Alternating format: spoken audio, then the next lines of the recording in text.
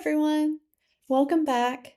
This segment will be our weekly news segment for the disability, assistive technology, and accessibility communities.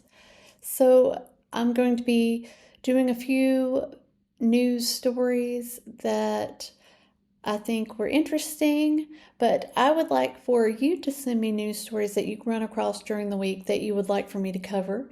It's only going to be a short little blurb about each, maybe less than 2 minutes at that.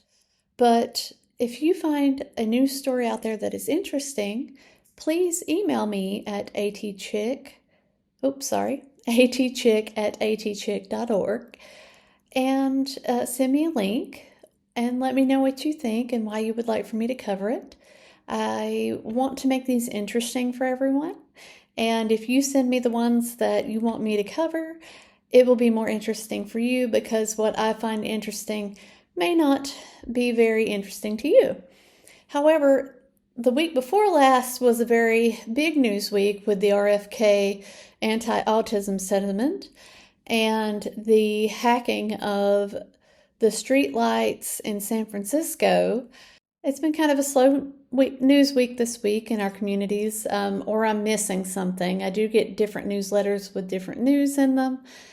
However, I may not have been abreast of some of the other news out there, which is why I would like for you to send me articles that you find interesting or things that are happening that are important that I may have missed.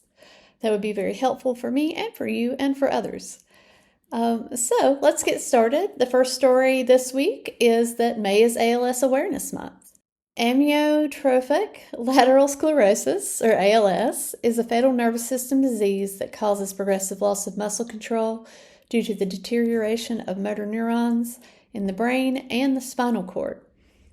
And as we know, there is no cure. Research shows that the key risk factors includes genetics, age, sex, and environmental exposures like smoking and lead. And most of this is reported on the Mayo Clinic's website, and I will put a link to this in the description, of course. However, I will let you know from my experience that exposure to Agent Orange may also be a catalyst for ALS.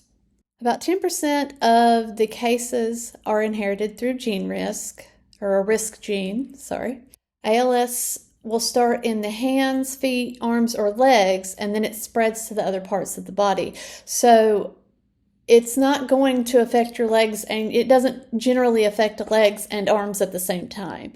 So you'll notice, someone will notice a weakness somewhere in an upper body movement or lower body movement, and that's usually when the process has started and they go figure out they have ALS. And then there is no set rate at which the deterioration happens either. I'm not sure if this woman is still alive, but there was a woman who had lived over 30 years with ALS, had outlived at least 2 of her doctors, if not 3 by now, if she's still around. And there are also people that go very quickly within a few months of finding out that they have it. So you never know. It affects everyone different. So what happens is the muscles get weaker as more cells die off, leading to the widespread muscle failure. And it eventually affects things like chewing, swallowing, speaking, and breathing. There's generally no pain in any stage, and it usually doesn't affect bladder control, which is interesting.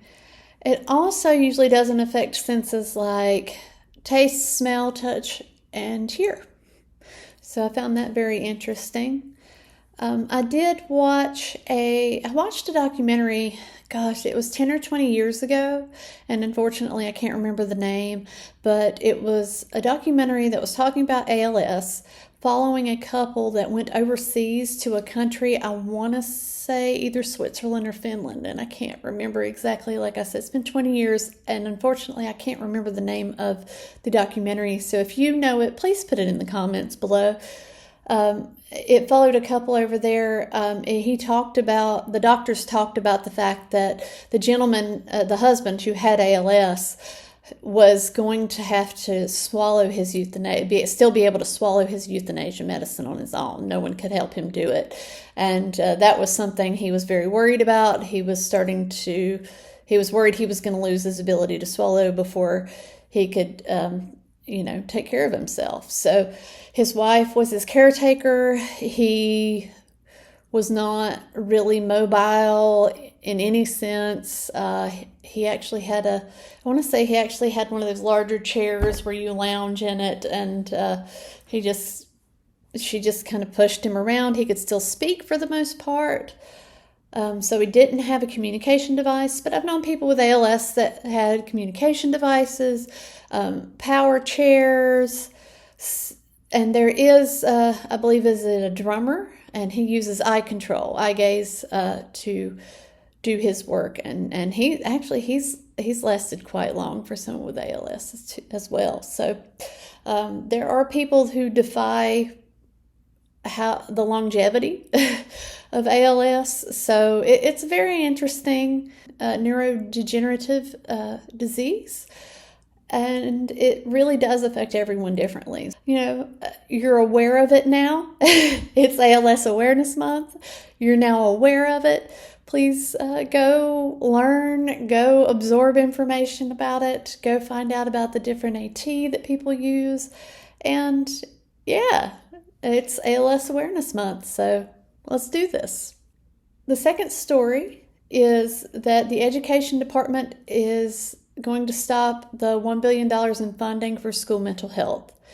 The Trump administration plans to halt $1 billion in federal grants meant for hiring mental school health professionals, arguing that the Biden administration's distribution of these funds violated federal civil rights laws. The grants authorized by the Bipartisan Safer Communities Act after the Uvalde Elementary School shooting were aimed at addressing student mental health. The Department of Education under the Trump administration claims that the grants involve discriminatory race-based practices and conflict with its priorities of merit and fairness. It has also warned schools that continuing DEI or diversity, equity, and inclusion programs could jeopardize their federal funding. All right, and then leading into the next one, the erosion of DEI threatens the rights of people with disabilities too. The rollback of diversity, equity, inclusion, and accessibility (DEIA) initiatives poses a serious threat to the rights of people with disabilities by endangering services and accommodations that support their independence and full participation in society. Proposed changes could reverse decades of progress enabled by disability rights laws like Section 504 of the Rehabilitation Act of 1973, which is now being challenged as unconstitutional by 17 state attorney generals, mostly red states. These accommodations have been essential for many, allowing access to education and employment, though disabled individuals often face barriers such as skepticism, burdensome documentation requirements, and discrimination in the workplace. Yeah, well,